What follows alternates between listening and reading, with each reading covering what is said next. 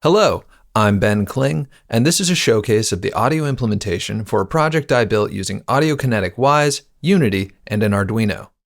For the past few years, my family has been making increasingly complicated Halloween displays, and for the first time since they've started doing this, I had a chance to go out and lend a helping hand. I figured this would be a great opportunity to use some of my nonlinear audio knowledge to add a couple of interactive elements to the display.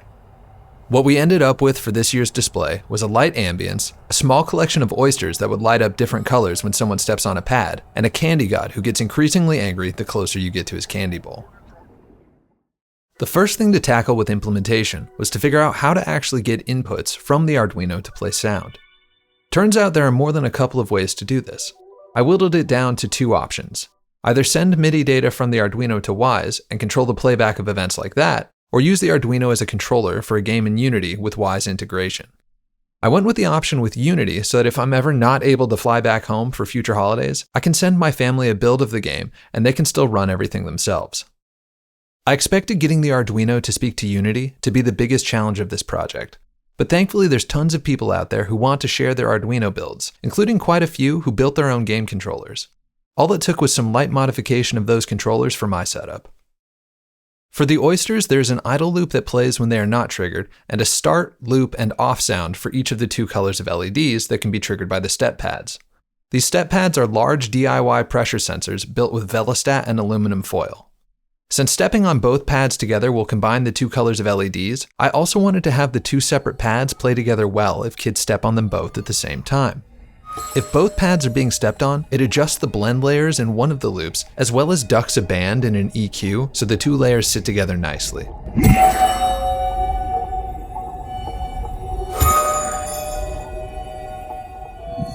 To bring some extra dynamics to the idle loop, I have an RTPC controlling volume, a low-pass filter, and the wet-dry mix on a chorus. I wanted to make sure the idle loop felt like it was also dynamic and a part of the oyster, so this RTPC is being controlled not by an LFO, but by the same values the Arduino is sending to the LED strips. That way, even if no one is interacting with the step pads, it will still feel like the oyster has a little bit of life and breath to it, and it feels much more like something a person can interact with rather than just a static element. That, and the sidewalk chalk telling you to step on the pads, invite people to interact with the display rather than just watch it from afar. The Candy God proved to be slightly more of a challenge. How do you create a vocal that can quickly change intensity levels without having crossfades or breaks in the middle of a phrase? The solution I came up with involved using the Wwise music system and changing vocal segments on the next beat. By lightly aligning the vocals to a tempo, I was then able to put natural breaths, pauses, and hard consonants on downbeats. This way, whenever a change in intensity happens, it feels much more natural, as there's already a pause or organic change in the phrasing of the vocals.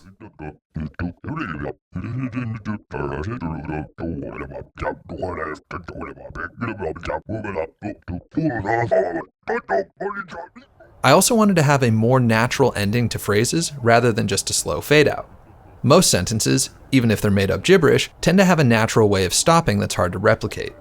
I thought it would feel more organic if there was a way to have the loops naturally peter out once a trick-or-treater left the area with the candy bowl.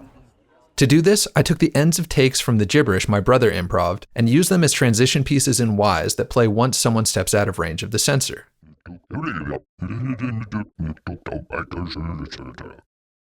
That's all I had time to make for this year, but stay tuned. I have overly grandiose plans for next year, and I hope to bring in more speakers and new interactables.